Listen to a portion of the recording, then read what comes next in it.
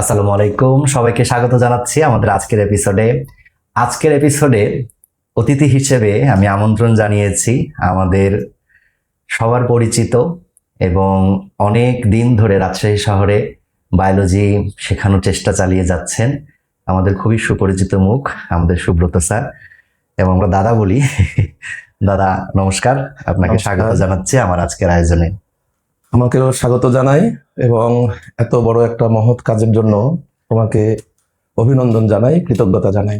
আপনি কি আমার এর আগের কোনো এপিসোড? হ্যাঁ, আমি দেখছি নিয়মিত এবং নিজেকে সমৃদ্ধ করছি।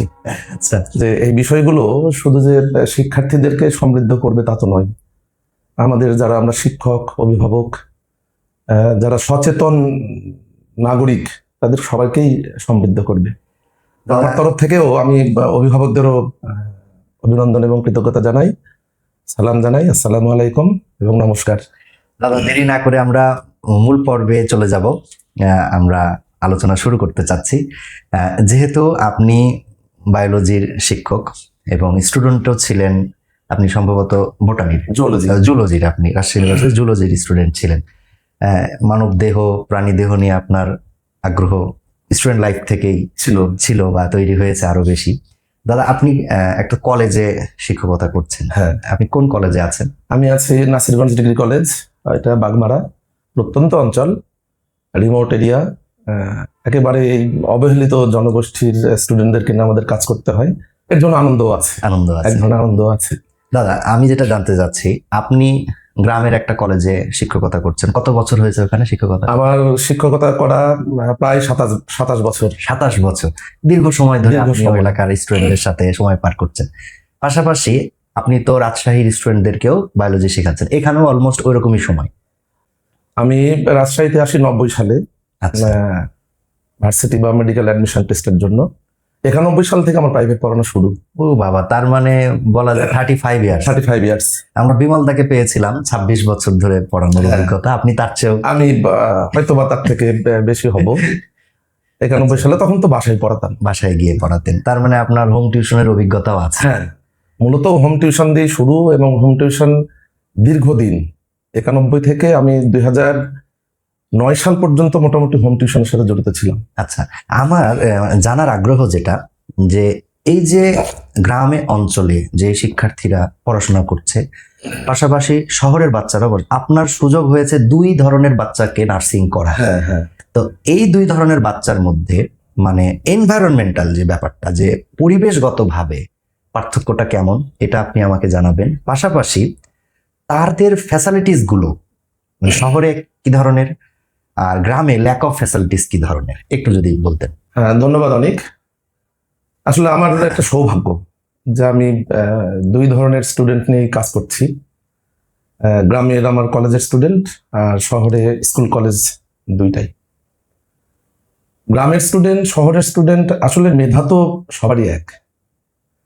তো গ্রামের স্টুডেন্টগুলোর যে সুযোগটা আছে, তারা একটা ব্যাপক সময় পায় পড়ার টেবিলে বসে সময় কাটানো। আচ্ছা, আর শহরের স্টুডেন্টের আবার আরেক ধরনের ফ্যাসিলিটিস বা বেশ কিছু ফ্যাসিলিটিস আছে। দেখো যে বিভিন্ন ভালো শিক্ষকের কাছে একটা নার্সিং পাচ্ছে। আচ্ছা, প্লাস এই যে পরীক্ষা, প্রতিনিয়ত তাদের সমস্যার সমাধানগুলো তারা করে নিতে পারছে, সেই হিসাবে তারা আবার পড়ার টেবিলে একটু বসার সুযোগ কম পাচ্ছে। আর গ্রামের শিক্ষার্থীগুলো, ওরা তো যা নার্সিং পায় ক্লাসরুমের বাইরে, এখন অবশ্য বেড়েছে, ক্লাসরুমের বাইরে তারা কিন্তু ওই পড়ার টেবিলটাকে একদম সন্ধ্যা থেকে রাত 10টা 11টা 12টা পর্যন্ত একভাবে ব্যবহার করে। তাহলে তারা নিজেদেরকে নিজে সময় দেয়। পড়াশোনার ক্ষেত্রে কিন্তু এটা একটা গুরুত্বপূর্ণ বিষয়। তার মানে এখান থেকে কি আমরা এই কনক্লুশনটা নিতে পারি কিনা যে শহরের বাচ্চাদের তাদের প্রয়োজনীয় প্রাইভেট ব্যতীত বাকি সময়টুকু নিজের পড়ার টেবিলে গিয়ে দিতে পারলে তাদের জন্য ভালো। যদি পড়ার টেবিলে তারা আর একটু সময় দেয়, এই যে সাকসেস রেটটা আমার মনে আরো বাড়বে। আবার তার পাশাপাশি গ্রামের যে ছেলে মেয়েগুলো, তারা যে ওইখানে পড়াশোনা করছে, টেবিলে সময় দিচ্ছে নিজের টেবিলে, তার পাশাপাশি যদি আবার এই দিককার এই সুযোগটা তারা পেত, তাহলে ওদের সাকসেস রেটটা বাড়তো। মানে আমরা কেমন যেন একটা ইনব্যালেন্স সোসাইটির মধ্যে। অবশ্যই, কারণ দেখেন, আমাদের শহরের বাচ্চারা, আমরা পড়ার টেবিলে সময় কম দিতে পারছি, সেখানে গ্রামের বাচ্চারা পড়ার টেবিলে সময় দিতে পারলেও ভালো টিচার বা ভালো প্র্যাকটিস প্রোগ্রাম এইগুলার সান্নিধ্যে যেতে পারছে পারছে না। আবার গ্রাম থেকে শহরে আসাটা সেটাও একটা ব্যয়বহুল। অনেক খরচের বিষয় একটা তো আছে। আচ্ছা, তারপরেও আপনাদের ওই অঞ্চল থেকে মানে রুয়েট বা বুয়েট বা মেডিকেলে চান্স মানে শহরে না এসে চান্স পাই মানে এরকম? হ্যাঁ, পাচ্ছে না যে তা না। ধরো আমি একটু উদাহরণ দিই, আমার কলেজেরই স্টুডেন্ট, ও এসএসসিতে 4.88, এইচএসসিতে আমাদের কলেজ থেকে কিন্তু A+ পেল, 5 পেল। তারপরে একদিন প্রশ্ন করলো যে স্যার আমার তো রাজশাহীতে গিয়ে কোচিং করা একটু টাফ, আমি কি করবো স্যার?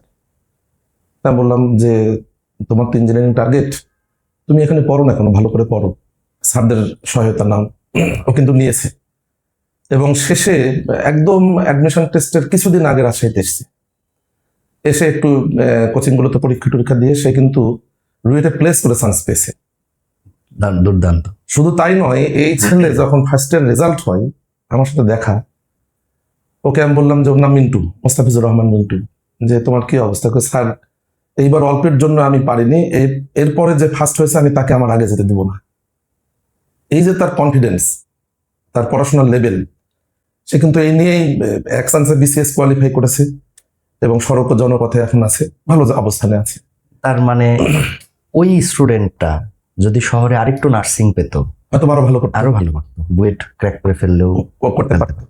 তো আমি এখান থেকে দাদার অভিজ্ঞতা থেকে আমি শহরের যারা কোচিং বা প্রাইভেট পরিচালক আছেন তাদেরকে বিনীতভাবে অনুরোধ করব, আপনারা আপনাদের জায়গা থেকে পারতপক্ষে চেষ্টা করবেন যে এই রকম বাচ্চারা যারা গ্রাম থেকে আসছে কিন্তু পারিবারিকভাবে ততটা সচ্ছল নাই, আপনারা চেষ্টা করবেন যে মানে একদম মার্জিন যতটুকু কষ্ট না নিলেই নয়, হ্যাঁ, ততটুকু নিয়ে হলেও এই বাচ্চাগুলোকে একটা সার্ভিস দেয়া যাতে তার একটু ভালো জায়গায় যেতে পারে এবং এই যে সামাজিক ইমব্যালেন্স যেটা আমরা শুনছি সেটা যেন না থাকে। সেটা যেন না থাকে। পাশাপাশি আমাদের সম্মানিত অভিভাবকদেরকে আমি বিনীতভাবে বলবো যারা শহরে পড়াশোনা করান, যে আপনার বাচ্চা যতটুকু প্রাইভেট টিউশন দরকার ততটুকুই দেন, বাকি সময়টুকু তাকে পড়ার টেবিলে দেন। পড়ার টেবিলটা একটা গুরুত্বপূর্ণ বিষয়, এটা সবাইকে মাথায় রাখতে হবে। মানে ব্যালেন্সটা কিন্তু আমাদেরকেই করতে হবে। হ্যাঁ, আমরাই যদি স্টুডেন্ট এবং অভিভাবক দুই পক্ষকেই এই বিষয়টাকে যদি সচেতন করে, এই বিষয়টা নিয়ে সচেতন করে দিতে পারি এবং আমরা সেই জায়গায় যদি সার্বিক সহযোগিতা করি, আমার মনে হয় আমাদের যে রাজশাহীর যে ফলাফলটা আছে সেই ফলাফলটা আরো উন্নত হবে। হ্যাঁ, কারণ এত প্রাইভেট মানে দিতেই হবে এটা না, যতটুকু দরকার তার যতটুকু পাওয়া সেটা পাচ্ছে কিনা, পাওয়ার পরে সেটাকে সে তার মাথায় নিতে পারছে কিনা, এইটা একটা গুরুত্বপূর্ণ বিষয়। আচ্ছা দাদা, আপনি যেহেতু বায়োলজির শিক্ষক, আপনার সাথে বায়োলজি রিলেটেড প্রশ্ন আসবে, এটাই স্বাভাবিক। অবশ্যই।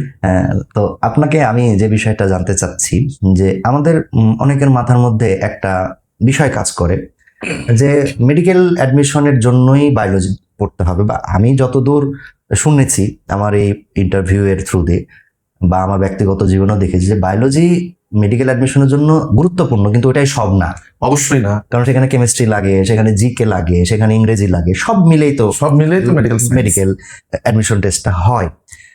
কিন্তু বায়োলজিটা মেডিকেল অ্যাডমিশন ব্যতীত, ধরেন কোন স্টুডেন্ট মেডিকেলের প্রিপারেশন নিয়ে গেল, সে মেডিকেলে চান্স পেল না, তার কি আর কোনো পথ খোলা নাই?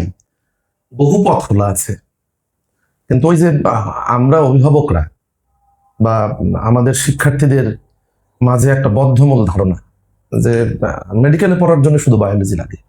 আচ্ছা, কেন আমরা যদি ঢাকা ইউনিভার্সিটি, রাজশাহী ইউনিভার্সিটি বা যত ইউনিভার্সিটি আছে সবগুলো ইউনিভার্সিটির সাবজেক্টগুলো খেয়াল করি, অ্যাডমিশন টেস্টের যদি প্রশ্নটা খেয়াল করি, দেখবো যে অনেক জায়গায় আমার বায়োলজি লাগছে। রাইট। এবং সেখান থেকে যে সাবজেক্টগুলো নিবে তারা, সেই সাবজেক্টগুলো অনেক দামি subject. Fisheries, pharmacy, molecular biology, Mymensingh এগ্রিতে যারা পড়বে সেখান থেকে পাশ করা তো বহু স্টুডেন্ট কি করছে, চাকরির ক্ষেত্রে প্রাধান্য বিস্তার করে আছে। আমার টার্গেট যে মেডিকেলকে উদ্দেশ্য করেই আমি বায়োলজি পড়বো, এটা হওয়া উচিত না। আরো অনেক ফিল্ড আছে, আমার বহু রাস্তা খোলা আছে, বহু রাস্তা। এই জিনিসটাও ছাত্রদের বুঝতে হবে, অভিভাবকদের তো বুঝতে হবে, আমার শিক্ষার্থীদেরও বুঝতে হবে। কারণ মেডিকেল সিট 5,000 ধরো, হ্যাঁ, আমার বায়োলজি নিয়ে স্টুডেন্ট তো অনেক, তাহলে এই স্টুডেন্ট সবাই তো মেডিকেল সায়েন্সে চান্স পাবে না। কিন্তু মেডিকেলে না পড়েও কি উন্নত হয়নি অনেকে? হ্যাঁ। আমার কথা হচ্ছে যে আমি ভবিষ্যতে কি করব, সেটা তো একটা বড় বিষয়। হ্যাঁ, ডাক্তার হতে পারলে আমি মানবতার সেবায় নিজেকে নিয়োজিত করতাম। সেই জায়গা হচ্ছে না, আমি অন্যভাবে করবো। হ্যাঁ, আবার অন্যভাবেও তো মানব সেবা করা যায়, করা যায় না? করা যায়। অনেক মানব সেবা ভাবে। করতে চাইলে যে ডাক্তারই হতে হবে, শিক্ষকতা দিয়েও তো করা শিক্ষকতা যাচ্ছে। দিয়ে তো করা যায়। ওই যে তুমি একটু আগে যে কথাটা বললা, যে যারা আমাদের তাদের ইকোনমিক্যাল কন্ডিশনে অনেক পিছিয়ে আছে, তাদেরকে একটু আমরা আগায় নিয়ে আসতে পারি, এটা তো মানব সেবা। অবশ্যই। তাহলে আমরা তো করতেই পারি। আচ্ছা, আপনি যেহেতু আমরা শহর গ্রাম মিলিয়ে আলোচনা করছি, আগে মানে পত্রপত্রিকা বা আমরাও গ্রামে যেটা দেখেছি যে বাল্যবিবাহের একটা প্রচলন ছিল, এটা প্রচলন বলা ভুল হবে, এটা একটা মহামারী আকারে ছিল, হ্যাঁ, হ্যাঁ। বিশেষত মেয়েদের ক্ষেত্রে।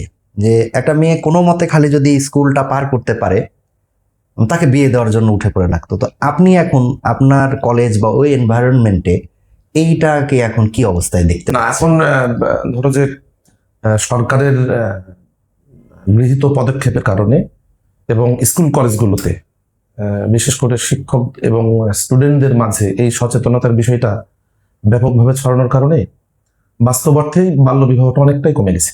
আচ্ছা, আমি যখন 99 সালে কলেজে জয়েন করলাম, তখন দেখেছি যে হয়তো ভর্তি হওয়ার কিছুদিন পর দেখি সে বিবাহিত হয়ে যাচ্ছে বা বিয়ে করে চলে যাচ্ছে, পড়াশোনা ছেদ পড়ে গেছে। এখন কিন্তু এই রেটটা অনেক কম, এবং এখন অনেক অভিভাবক এসে কথা বলে যে স্যার বা দাদা, যে বাচ্চাটাকে আগে এক জায়গায় ভর্তি করাই, বা আপনারা একটু দোয়া করেন বা আপনারা একটু চেষ্টা করেন ওকে যেন এক জায়গায় ভর্তি করে আমি বিয়ের ব্যবস্থাটা করতে পারি। আমার পজিটিভনেস। তার মানে এই যে বাল্য বিবাহ থেকে তারাও কিন্তু দূরে সরে গেছে। হ্যাঁ, এখনো দুই একটা যে হচ্ছে না তা না, আস্তে আস্তে সরকার এবং এই সমাজ ব্যবস্থা যদি এর এগেনস্টে তীব্র প্রতিবাদ গড়ে তোলে অবশ্যই সম্ভব হয়েছে, অনেকটা হয়েছে, অনেকটা অনেক। এটা একটা পজিটিভ আমাদের মানে সাইন বলতে পারি। অনেক। আচ্ছা, আমরা এই যে বায়োলজি, আপনার জুলজি, বোটানি, স্পেশালি জুলজিটা, এগুলো তো কমপ্লিটলি প্র্যাকটিক্যাল নির্ভর একটা সাবজেক্ট। অবশ্যই। কিন্তু বর্তমানে মানে আমার জানার আগ্রহ যে কলেজগুলোতে প্র্যাকটিক্যাল ফ্যাসিলিটিস অর্থাৎ ল্যাবরেটরি ফ্যাসিলিটিসের কি অবস্থা, পাশাপাশি স্টুডেন্টদের এই প্র্যাকটিক্যাল অংশ নেয়ার আগ্রহের কি অবস্থা, এটা যদি একটু আপনি। আচ্ছা, এ খুবই ভালো একটা প্রশ্ন।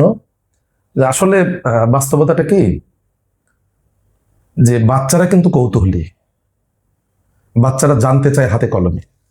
তুমি যখন তার জন্য এনভায়রনমেন্টটা তৈরি করবে, একটা মানে এই আমাদের সায়েন্সের সাবজেক্টগুলো তো আসলে প্র্যাকটিক্যাল নির্ভর, যখন তাকে প্র্যাকটিক্যালের মাধ্যমে শেখানো হবে তারা বেশি আগ্রহী হয়, তারা আনন্দ সহকারে ক্লাসটা করে। এবং যখন আনন্দ সহকারে ক্লাস করে, ওই যে রস বোধ, একটা সাবজেক্টের যখন রসটা পাবে তখন না তারা ক্লাসটা মজা করে করবে। রাইট। যখন তুমি প্র্যাকটিক্যাল দিচ্ছ না, ওই শুধু বোর্ড ভিত্তিক পড়াচ্ছ, প্র্যাকটিক্যালটা পাচ্ছে না, বাচ্চাদের অত আগ্রহ থাকে না। আর যখন তারা হাতে কলমে, আমি যখন ডাইজেস্টিভ সিস্টেম পড়াচ্ছি, যদি একটু কোনো প্রাণীর একটা কেটে দেখাতে পারতাম, তারা কিন্তু ওরা ভালো মনে রাখতে পারত। কিন্তু দুঃখজনক হলেও সত্য যে আমাদের দেশের 85% উপরেই শিক্ষা প্রতিষ্ঠানগুলোতে ল্যাবগুলো দুর্বল, যেটা হওয়া উচিত ছিল সবচেয়ে সবল। আমার বিল্ডিং এর কন্ডিশন যা হয় হোক, কিন্তু আমার ল্যাবটা হবে উন্নত, সেই জায়গা থেকে আমরা পিছিয়ে আছি। এই জায়গাটা যদি উন্নত করা যায় না, আমরা মনে হয় আরো ভালো ফলাফল পাবো। তাহলে এই শিক্ষক সমাজের তো মানে এই বিষয়ে দাবি জানানো উচিত। হ্যাঁ, দাবি জানানো হয়, হচ্ছে না যে বাস্তবায়ন তা না, কিন্তু একটু ধীর গতি। আমরা আশা করব যে আমাদের এই ভিডিও যদি সংশ্লিষ্ট কোনো ব্যক্তি দেখে থাকেন, আপনার জায়গা থেকে সচেষ্ট, হ্যাঁ, মানে আমরাও শিক্ষক অবশ্যই সমাজ থেকেও হবেন, দাবি যেন জানাবো আমাদের এই প্র্যাকটিক্যাল ল্যাবের সমস্যাগুলো যেন সমাধান হয়। সমাধান হয়। পাশাপাশি সরকারের ঊর্ধ্বতন কর্তৃপক্ষের কাছে এটা আমাদের একটা চাওয়া থাকবে, চাওয়া থাকবে। কেননা এগুলো বাচ্চারা, আমরা সবসময় চাই যে আমাদের স্টুডেন্টরা বহির্বিশ্বের সাথে তাল মিলিয়ে চলুক। সেখানে তারা বায়োলজির মতো একটা সাবজেক্ট পড়বে, কিন্তু প্র্যাকটিক্যালি কোনো কিছুই দেখতে পাবে না। গ্রামের অবস্থা তো আরো। হ্যাঁ, গ্রামে তো আরো ভয়ঙ্কর। ধরো যে শহরের স্কুল কলেজগুলোতে তাও ল্যাব মোটামুটি ভালো আছে, আর গ্রামগুলোতে কিন্তু এখনো ল্যাব অত উন্নত হয়ে ওঠেনি। মানে তারা তো শুধু মুখস্থ করে আসছে। মুখস্থ করে আসছে, এবং তারা ওই যে গ্রামের স্টুডেন্টগুলোর একটা ইয়েকেই তারা মুখস্থ করে পার করে দেয়, তারা মুখস্থ করে বুঝে, মুখস্থ করে লিখে, ফলে তাদের কিন্তু ফলাফল যে খারাপ তাও কিন্তু না, আমরা তো ফলাফলের চেয়েও মানে নিজে জানছি জানছি না, এটার এটার দিকে আমাদের আমার যে আনন্দ সহকারে জানা, সেই জানাটা হচ্ছে না। হচ্ছে না। এবং সেই জানাটা আমার ক্ষণস্থায়ী হচ্ছে, চিরস্থায়ী হচ্ছে না। আমার তো একটা জানার স্থায়িত্ব অর্জন করতে হবে, রাইট। সেই অর্জনটা হচ্ছে না। দাদা, আপনাকে একটু ব্যক্তিগত কোয়েশ্চেন করি। আপনিও তো বাবা, আপনার কয়জন সন্তান? আমার একমাত্র সন্তান, আচ্ছা, ও কি পুত্র করছে? সন্তান। ও গতবার মেডিকেলে ভর্তি হয়েছে, আচ্ছা, বাড়ির মেডিকেলে। অনেক শুভেচ্ছা, অভিনন্দন। তো ধন্যবাদ। আপনার সন্তান তো এখন অনেক বড়, হ্যাঁ, আর আমরা যারা নতুন বাবা মা আছি, মানে আমাদের সন্তানগুলো কেবল 4-5 বছর করে বয়স, বা আমাদের যাদের সন্তানরা 7-8-9-এ পড়ছে, আপনি তো এই পথ পাড়ি দিয়ে গেছেন। হ্যাঁ। তো আমাদের সন্তান, মানে বাবা মার উদ্দেশ্যে, যে আমরা আমাদের সন্তানদেরকে কিভাবে একটা সুস্থ সুন্দর পরিবেশের মাধ্যমে বড় করব, এই বিষয়ে আপনার পরামর্শ। আসলে বিষয়টা কি, শিক্ষা তো চাপিয়ে দেওয়ার বিষয় না। বা একজন একটা বাচ্চার বা সন্তানের ক্যারিয়ারটা ও যদি উপলব্ধি করে যে আমি এই বিষয়ে নিজেকে তৈরি করব, এই সুযোগটাকে দিতে হবে। আমার আগ্রহ আমি মেডিকেলে পড়বো, কিন্তু আমার বাবা মার আগ্রহ যে আমি ছেলেকে ইঞ্জিনিয়ার বানাবো, তাহলে কিন্তু হিতে বিপরীত হবে। আমাদের সমাজ ব্যবস্থা এটা এখন বেশি কার্যকর হচ্ছে। বাবা মার স্বপ্ন পূরণ করতে বাচ্চারা হিমশিম খেয়ে যাবে। হিমশিম খাচ্ছে, কারণ তার চাওয়াটা তো ওইটা না। একটা সন্তান যে শুধু ইঞ্জিনিয়ার বা ডাক্তার হয়ে বাবা মার চাহিদা পূরণ করবে, এটা তো সবার আকাঙ্ক্ষা নাও থাকতে পারে। আমার বায়োলজি ভালো নাও লাগতে পারে, না, আমার অন্য সাবজেক্ট ভালো নাও লাগতে পারে। তাহলে তাকে আগে বুঝতে হবে, আগে শেখার জিনিসগুলো সে শিখুক। তার এই 9-10 ইন্টারমিডিয়েট পার করতে কি কি লাগবে, কোনগুলো রাখা তার দরকার, কোন সাবজেক্টগুলো রাখা দরকার, বা ইভেন সে সায়েন্স পড়বে না আর্টস পড়বে, সেটাও তার উপর ছেড়ে দেওয়া উচিত। রাইট। এইটা যখন হবে, ও কিন্তু একটা জায়গায় গিয়ে নিজেই ঠিক করে নেবে যে এই লাইনে গেলে হয়তো আমি ভালো করবো। আচ্ছা, আরেকটা বিষয় হচ্ছে দাদা, আমরা এই শহরে আমরা যারা বাচ্চা মানুষ করছি, আমাদের বাচ্চাদের মধ্যে মোবাইল ভাইরাসটা ভয়াবহভাবে ঢুকছে। আপনি যে অঞ্চলে রেগুলার যান, ক্লাস নেন, ওই অঞ্চলের কি অবস্থা? শোনো, এইটা হচ্ছে সর্বত্রই এক ভয়ঙ্কর অবস্থা। ওই যে আমার ধর্মে একটা কথা আছে, সর্বং খলিদং ব্রহ্ম, মানে সব জায়গায় ব্রহ্ম আছে। তো এখন আমার যদি ওই ধর্মের সাথে একটু তাল মিলিয়ে বলতে হয়, ওই যে সর্বং খলিদং মোবাইলম, মানে সব জায়গায় মোবাইল আছে। দেখবা যে একটা শ্রেণীর স্টুডেন্ট আছে, তারা শহর বলো গ্রাম বলো, তারা কিন্তু মোবাইলটা ব্যবহার করছে, কিন্তু খুব লিমিট সময়, হয়তো একটু ব্যবহার করলে একটু প্রয়োজনে কাজে লাগালো, আবার বাবা মার মোবাইল বাবা মাকে ফেরত দিয়ে দিল। আবার কিছু কিছু স্টুডেন্ট আছে যাদের পার্সোনাল মোবাইল আছে, 9-10ও পার্সোনাল মোবাইল। এইটা হয়ে যাচ্ছে ভয়ঙ্কর ব্যাপার। পার্সোনাল ক্ষতি করে ফেলছে। ক্ষতি করে ফেলছে, তার পার্সোনালিটিকে নষ্ট করে দিচ্ছে। তুমি চিনবা কিনা, আমাদের স্টুডেন্ট ছিল সিফাত ল্যাবরেটরির, সে এখন ডাক্তার। সে আমার কাছে যখন পড়তো, ও 19 সালে কি 18 সালে পাশ করে বের হয়েছে। ও কিন্তু মোবাইল নিয়ে ক্লাসে আসতো এবং মোবাইলটা রেখে দিত, সে আমার ক্লাসটা রেকর্ড করতো, এবং 2টা মোবাইল তার। আমি বলতাম, সিফাত তোমার 2টা মোবাইল? স্যার, ক্লাস রেকর্ড করি, মাঝে মধ্যে আমি তথ্য বের করি। তাহলে ও মোবাইলটা ব্যবহার করেছে ওর প্রয়োজনে, আমি কোনোদিন নিষেধ করিনি, কারণ ও পড়াশোনায় ভালো, এবং সে প্রথমবারই সলিমুল্লাহ মেডিকেল সায়েন্স পেয়ে গেল। রাইট। তাহলে আমার থাকতে পারে, থাকবে, সমস্যা নাই, কিন্তু আমি মোবাইলটার মধ্যে যেন ঢুকে না যাই। মানে মোবাইলটা দরকার, এখন সেটাকে আমি কিভাবে ব্যবহার করছি করবো, সেটা হচ্ছে সবচেয়ে বড় বিষয়। সবচেয়ে বড় বিষয়। শিক্ষার্থীরা এই জায়গাটাই তোমাদেরকে সচেতন হওয়া লাগবে। এবং তার সাথে আমি অভিভাবকদেরকেও একটু সচেতন করতে চাই যে 9-10 পর্যন্ত মোবাইল খুব একটা প্রয়োজন নেই, তার প্রয়োজনে হয়তো নিবে, আবার বাবা মাকে ফেরত দিয়ে দিবে। দাদা, আমরা আপনার সাথে একটা র্যাপিড ফায়ার রাউন্ডে যেতে চাচ্ছি। এই রাউন্ডে আপনাকে 5টা কোশ্চেন করা হবে, আপনি 5টা কোশ্চেনের একবারে উত্তর দিতে হবে। এত কঠিন প্রশ্ন না, আচ্ছা, চেষ্টা করি। ওকে, প্রথম কোশ্চেন হচ্ছে, পোলাও মাংস নাকি মাছ ভাত? নিয়মিত মাছ ভাতে আমি অভ্যস্ত এবং ভালো লাগে। আচ্ছা। কোশ্চেন নাম্বার 2, সিনেমা দেখা নাকি বই পড়া? বই পড়া। বই পড়া। কোশ্চেন নাম্বার 3, সন্তানকে অতিরিক্ত শাসন নাকি চোখ গরম করা? আমার মনে হয় চোখ গরমে এনাফ।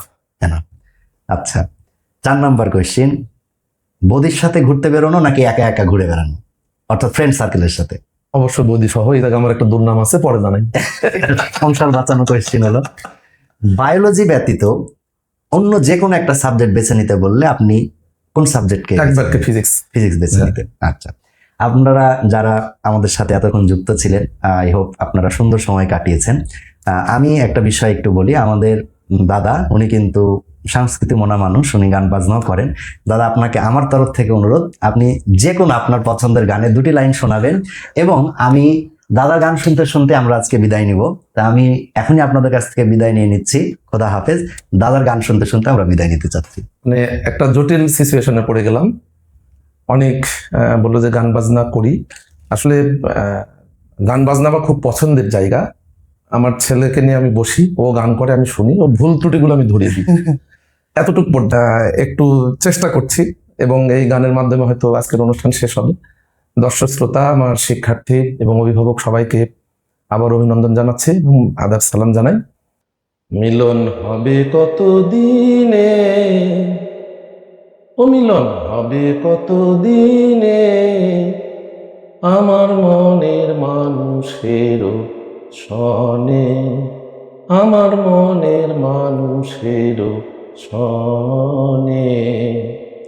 মিলন হয় না কপাল গুনে, মিলন হয় না কপাল গুনে, আমার মনের মানুষের সনে, আমার মনের মানুষের সনে।